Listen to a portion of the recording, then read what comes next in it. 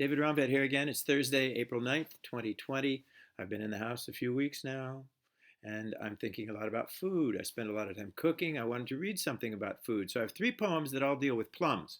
The first is by William Carlos Williams, a very famous and, in its day, highly criticized poem called This Is Just to Say. The second, a poem by Bill Stafford called Thinking About Being Called Simple by a Critic. And the last, a poem I wrote. All of these poems communicate with each other. That's the other reason I wanted to read them.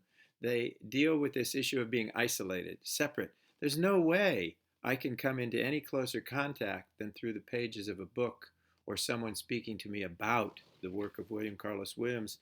He has long departed this planet. So we have the poems to communicate with one another. Here is the first one. This Is Just to Say by William Carlos Williams. I've eaten the plums that were in the fridge and which you were probably saving for breakfast. Forgive me. They were delicious, so sweet, and so cold. You can see why that might have gotten criticized in 1920, 1930. Oh my God, is this a poem? What is it? So here's the Bill Stafford one, Thinking About Being Called Simple by a Critic. I'll read it. I wanted the plums, but I waited. The sun went down, the fire went out. With no lights on, I waited.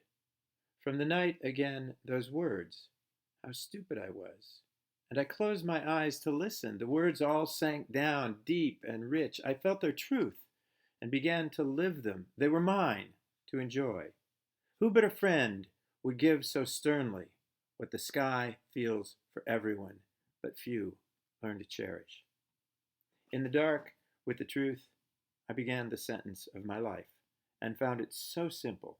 There was no way back into qualifying my thoughts with irony or anything like that.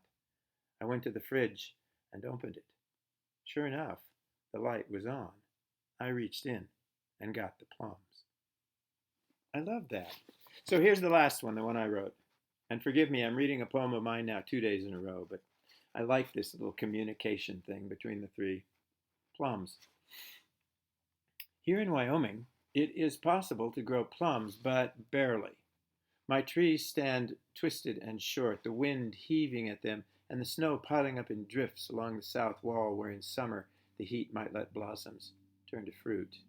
I planted a final tree beside the deck so that when I sit, the light comes dappled down through the leaves and litters the pages of my book, pools of light and dark through which I go on reading.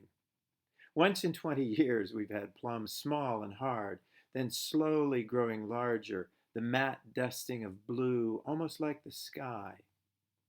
It's not so much that I wanted to eat the plums, but to have them meant something more. And so I went on reading and thinking about what purpose any of us has beyond the moment in which we sit or stand, roll our shoulders and shake our hair, hop on one leg just to know we can, and then laugh or shout at a crow.